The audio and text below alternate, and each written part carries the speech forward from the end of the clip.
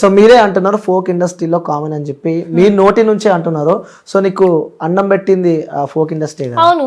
మరి అలాంటి folk industry పైన అరే ఇలాంటి నీకు ఒక నిందలు విషయం ఎట్లా తెలుసా, వేస్తున్నారు? ఒకప్పుడు లేవు అవి, ఇప్పుడు నడుస్తున్నాయి అవి. చాలా మందికి ఇప్పుడు అవకాశాలు రావాలంటే వాళ్ళు చెప్పినట్టు వినాలి అంతే. ఇంకా ఇందులోనే కాదు, సినిమా ఇండస్ట్రీలో కూడా ఉంది ఇది. క్యాస్ట్ కోచింగ్ అని చెప్పేసి పెడుతున్నారు. ఎందుకు? అది మేము విన్నాము. ఫోక్ అంటే ఫోక్ లో కూడా నడుస్తుంది. ఇప్పుడు మొన్నటిదాకా కూడా చిన్న ఒక కేసు కూడా అయింది, చూసారు కదా.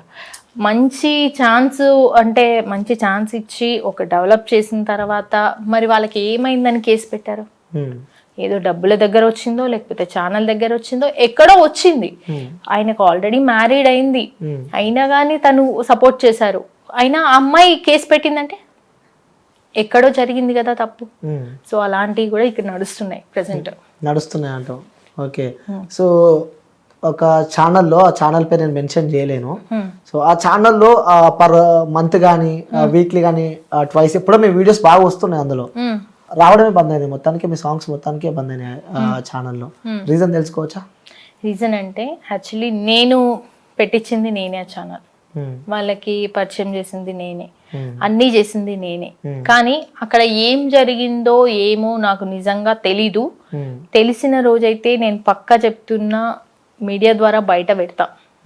సో వాళ్ళు ఏమనుకున్నారో ఏమో తెలీదు. నేను ఒక పాట పాడిన తర్వాత ఇంకో అమ్మాయికి ఛాన్స్ ఇప్పించా. ఆ అమ్మాయి పాట పాడింది, ఆ అమ్మాయి గొంతు కూడా బాగుంటది, కాదని నేను అనను.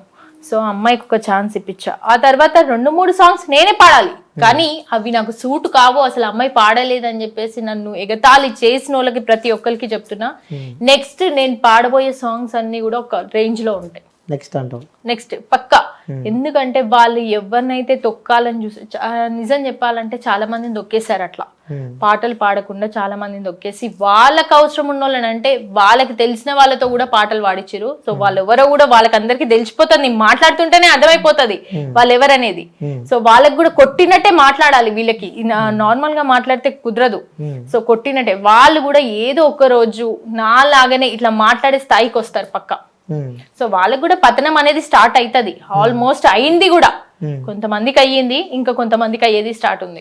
ఈ మధ్యలో బాగా చూస్తున్నాం మన ఫోక్ లా కేసులు పెట్టడం గానీ, మిస్బిహేవ్ గానీ, సో ఇట్లా అంటూ కూడా. సో మొన్నటి దాకా ఒక ఇష్యూ చూసాం. సో దాని తర్వాత కూడా జనాలలో ఇప్పటిదాకా లైక్ మీరు చెప్పిన పేరే జాను, ఇలా బాగా తెరపైకి వస్తున్నాయి. ముఖ్యంగా ఫోక్ ఇండస్ట్రీ ఎందుకు టార్గెట్ అయిందంటే ఏం చెప్తారు మీరు? ఎందుకంటే గత ఎన్ని ఇయర్స్ నుంచి ఉన్నారు ఫోక్ లో మీరు? 5 years నుంచి. గత 5 years నుంచి ఫోక్ ఇండస్ట్రీలో ఉన్నారు కాబట్టి ఎందుకు ఫోక్ లో ఇలాంటివి వస్తున్నాయి? ఎందుకంటే ఫోక్ అంటే మట్టిలో మాణిక్యాలు అంటారు. సో హార్ట్, అదొక ఆర్ట్ అని కూడా చెప్పుకోవచ్చు. అలాంటి ఒక ఆర్ట్ లో నుంచి ఎందుకు ఇలాంటివి బాగా స్ప్రెడ్ అవుతున్నాయి మధ్యలో అంటే మీరేం చెప్తారు? యాక్చువల్లీ కొంతమందికి టాలెంట్ ఉన్న వాళ్ళు పాటలు పాడుతున్నారు, కొంతమందికి టాలెంట్ లేకుండా అలాంటి పనులు చేసే వాళ్ళు చాలా మంది పాటలు పాడుతున్నారు. నేను అందరు చెడ్డోళ్ళని అనను, అందరు మంచోళ్ళని అనను, ఎక్కడైనా ఇదే మాట చెప్తా.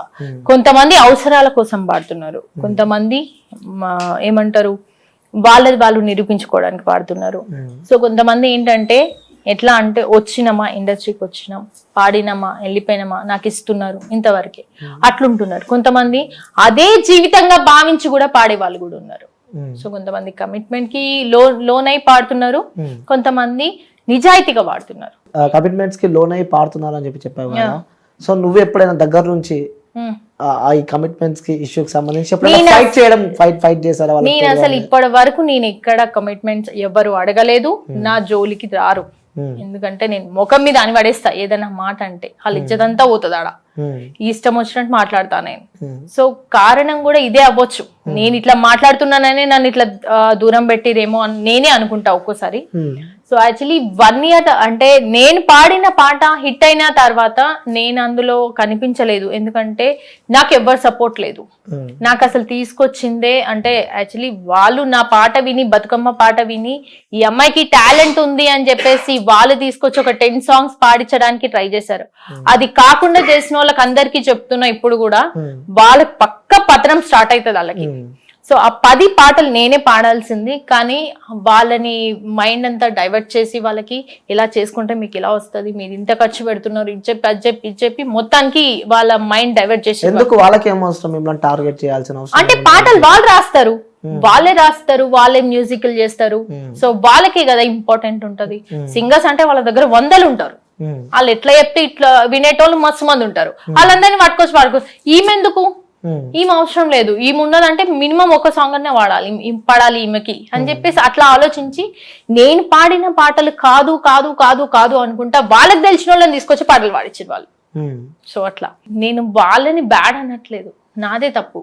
ఎందుకంటే నేను అనుకున్నా కదా వాళ్ళని, అందుకే నన్ను దూరం చేసారు. చూస్తుంటే ఏమనిపిస్తూ ఉంటుంది, ఎందుకంటే ఆ ఫోక్ ఇండస్ట్రీలో కొన్ని సందర్భాలు కూడా ఉంటాయి. సో దగ్గర దాకా అవకాశాలు వచ్చి కోల్పోయిన సందర్భాలు అవి కూడా ఉన్నాయి.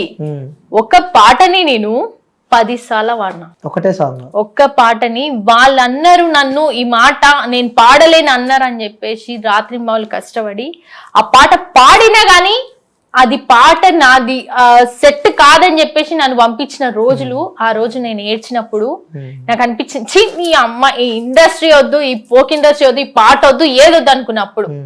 ఆ తర్వాత నెక్స్ట్ వచ్చిన పాటను కూడా ఈ అమ్మాయికి సెట్ కాదన్నారు. ఇంకో నెక్స్ట్ వచ్చిన సాంగ్ కూడా నాకు సెట్ కాదన్నారు. ఇంకో దగ్గర మొత్తం పాట వాడినాక కూడా ఈ అమ్మాయికి పాట సెట్ కాదన్నారు.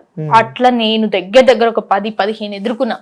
చల్ నీ అమ్మాయి అంత కరెక్ట్ కాదు, నాకు ఈ లైఫ్ కి అసలు ఈ పాటలు వద్దు, ఏమొద్దు అని చెప్పేసి, ఇట్లయితే కాదు, నాకు ఎవరు సపోర్ట్ లేరు, నాకు ఎవరు తెలియదు, నాకు వద్దు అని చెప్పేసి అప్పుడు వెళ్ళిపోయి ఒకరోజు ఆలోచించుకున్నా నాకు నేను, ఈ పాటలు ఎలాగో అవకాశాలు రావట్లేదు.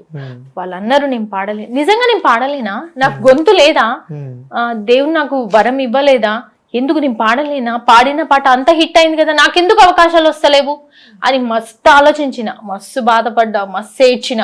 తర్వాత అనుకున్నా ఇంకా ఏం చేయగలుగుతా నేను, ఇది కాకుండా ఇంకా ఏం చేయగలుగుతా, ఇది కాకుండా జాబ్లా నా వల్ల కాదు, వెళ్ళి పొద్దు నుంచి రాత్రి దాకా కూర్చోవడం నాకు అది కాదు, ఏం చేయాలి. అలా అని కూడా 1 ఇయర్ నేను సాఫ్ట్వేర్ చేసిన, మ్యాపింగ్ చేసిన, అందులో కష్టపడ్డా చాలా, అంటే చాలా.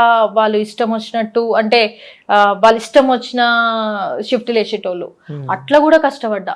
ఇది కూడా కాదు, కరెక్ట్ కాదు, నేను ఏదో చెయ్యాలి అని చెప్పేసి అప్పుడు పాటలు పాడుతుంటే కూడా ఒక ఆలోచన వచ్చింది, తెలంగాణ స్లాంగ్ నేను మంచి మాట్లాడతా, యాంకరింగ్ ఎందుకు చేయొద్దు నేను, యాంకరింగ్ చెయ్యాలి, ఎవరిని అడగాలి, ఎవరు తెలియదు, ఎవరిని అడగాలి అని అప్పుడు ఆలోచిస్తుంటే మా అన్న ఒక అన్న పరిచయమే ఇంకో అన్నని పరిచయం చేసి దింపిండు. అక్కడ దుమ్ము దుమారం అని ప్రోగ్రామ్ చేసిన. ఆ తర్వాత నెక్స్ట్ వాళ్ళకి ఏమో డిస్టర్బెన్స్ వచ్చినాయి, ప్రోగ్రామ్ తీసేసారు. ఆ తర్వాత ఏం చేయాలి, నాకు ఎవ్వరూ తెలియదు, ఎటు పోవాలి, ఈ ప్రోగ్రామ్ అయిపోయింది, 1 ఇయర్ వేస్ట్, ఏం చేయాలో తెలియట్లేదు. అప్పుడు మెల్లగా అప్పుడు యూట్యూబ్ సర్చ్ చేస్తుంటే కింద నేమ్స్ వస్తాయి కదా, సార్ వాళ్ళందరికీ కాల్ చేసి మెసేజ్ చేసి, సార్ ఒక్క అవకాశం ఇవ్వండి పాట పాడడానికి అని ఎంత బతిమల్లా గానీ ఒక్కనికంటే ఒక్క నా కొడుకు కూడా అసలు కొంచెం కూడా దయ జాలి గుణం ఏది లేదు. కొంతమంది అయితే అడిగిరు కూడా, నీకు పాటిస్తే మాకేంది అడిగినారు, కానీ వాళ్ళకి నేను సమాధానం చెప్పలేదు, లైట్ తీసుకున్నా. నాకు తెలుసు ఏదో వాళ్ళందరూ ఇట్లనే ఉంటారని కూడా, సో నేను వాళ్ళకి సమాధానం చెప్పలేదు. కానీ ఒక అన్న దయదలిచి ఒక పాట ఇచ్చింది నాకు. ఆ అన్న తర్వాత ఇంకో అవకాశం వచ్చింది, నరేష్ అని ఇంకో అతను, శ్రీకాంత్, నరేష్. ఈ తర్వాత లావణ్య అక్కతో పాడిన తర్వాత ఇంకో అవకాశం వచ్చింది.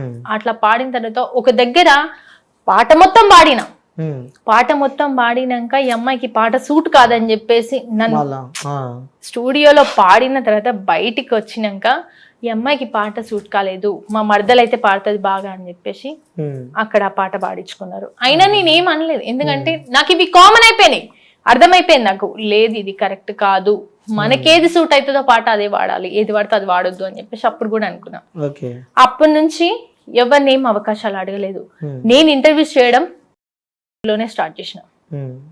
గంగక్కని, భూతం రమేష్ అన్నని ఇంటర్వ్యూ చేసిన తర్వాత, తెలంగాణ కళాకారులను ఇంటర్వ్యూ చేసిన తర్వాత నాకు రగన్నిచ్చిన ఒక మంచి అవకాశం ఏంటంటే మమత ఇంటర్వ్యూస్ కూడా చేయగలుగుతుంది, ధైర్యం ఇచ్చిండు. ఈ అమ్మాయి ఈ ఇంటర్వ్యూస్ కూడా చేయగలుగుతుంది, ఇట్లా కూడా మాట్లాడగలుగుతుంది. ఆయన ఇంటర్వ్యూస్ ఇచ్చిన తర్వాతనే సరే నాకు ఎట్లాగో ఛానల్స్ తెలియదు, ఎక్కడెక్కడో తిరగాలి, ఎవ్వరూ తెలియదు, అవి ఎట్లొచ్చినాయి అవకాశాలు వచ్చినాయి, అలా కొన్ని ఛానల్స్లలో చేసిన, కొన్ని ఛానల్స్లలో చేసినాక కూడా రూపాయి ఇవ్వలేదు, కొన్ని ఛానల్స్ కి ఫ్రీగా చేసిన, అయినా ఏమనలేదు. కొన్ని ఛానల్స్ కి తెలంగాణ స్లాంగ్ లో, నేను తెలంగాణ స్లాంగ్ లో మాట్లాడతా కదా, సో ఆ ప్రోగ్రామ్ చెయ్యాలని ఎంతో తపన పడ్డా, మస్తు ట్రై చేసిన, ఎక్కడెక్కడనో తిరిగిన, కానీ ఎక్కడా ఛాన్స్ దొరకలే. వేరే దగ్గర ఒక దగ్గర చేస్తే వాళ్ళకి ఏమనిపించిందో ఏమో తెలీదు, మాకు ఈ ప్రోగ్రామ్ సెట్ కాదు ఇందులో అన్నారు. ఓకే అని చెప్పేసి అందులో నుంచి వెళ్ళిపోయినా. కానీ చేసిన దానికి 1 month చేసిన దానికి ₹1 ఇవ్వలేదు. సో అదొకటి. అట్లనే ఇంటర్వ్యూస్ చేసిన దానికి, ఒక దాంట్లో ఇంటర్వ్యూ చేస్తే పర్షన్ బాయ్ సిమ్రాన్ ది ఇంటర్వ్యూ చేస్తే వాళ్ళకి ఎక్సలెంట్ వ్యూస్ వచ్చినాయి, వాళ్ళు పెట్టిన వీడియోసే పెట్టుకురు, మొత్తం వాళ్ళ ఛానల్ అమౌంట్ ఇచ్చిరు వాళ్ళు. నేను కాదన్నాను, ఎందుకంటే పర్షన్ బాయ్ సిమ్రాన్ ది చేసినప్పుడు నాకు ₹1 కూడా ఇయ్యలేదు, కానీ ఆ వ్యూస్ పెరిగిన తర్వాత వాళ్ళు ఇచ్చిరు.